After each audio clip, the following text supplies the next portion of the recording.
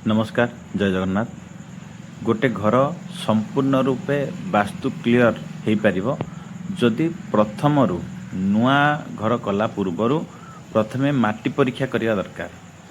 तापर ओनर जातक सबू फैमिली मेम्बर जातक देखा आवश्यक जे जातक अशुभ दशार तार रेमेडी आवश्यक जमती घर जदि खराब दशा थाए घर जमी खंडिया न रुए तार रेमेडी भी हो जाए।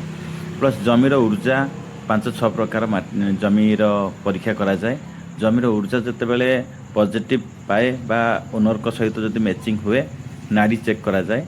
तापरे नेक्स्ट आसे proper floor plan 100% vastu clear floor plan गोटे जोटा कि सही जगह को धरिकी जगार टी हिट अच्छी कि नहीं कर्नर अच्छी कि नहीं सब विचार करी प्रॉपर फ्लोर प्लान दि जाए।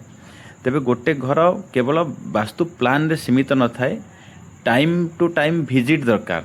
निहाती भावे से घर कंप्लीट भितर पुणी थे बुली देखा जे आम प्लान हिसाब से घरटी होती ना किसी भूल अच्छी ना एनर्जी लेवल किसी इम्बालांस होची।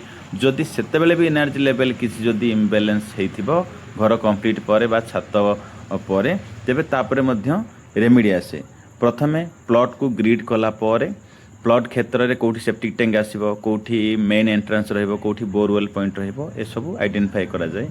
नेक्स्ट आसे घर भीतर जमती कि जातक देखला पर मुख्य द्वार को जगह रखा जीवो सीढ़ी बेडरूम प्रॉपर दिग टॉयलेट प्रॉपर दिग ये सब पर्टिकुलर किचन टू धरिकी प्रति पॉइंट मैपिंग करके दिया जाए फ्लोर प्लान। तेबे जाई गोटे घर 100% वास्तु क्लियर हो पारे। धन्यवाद। जय जगन्नाथ।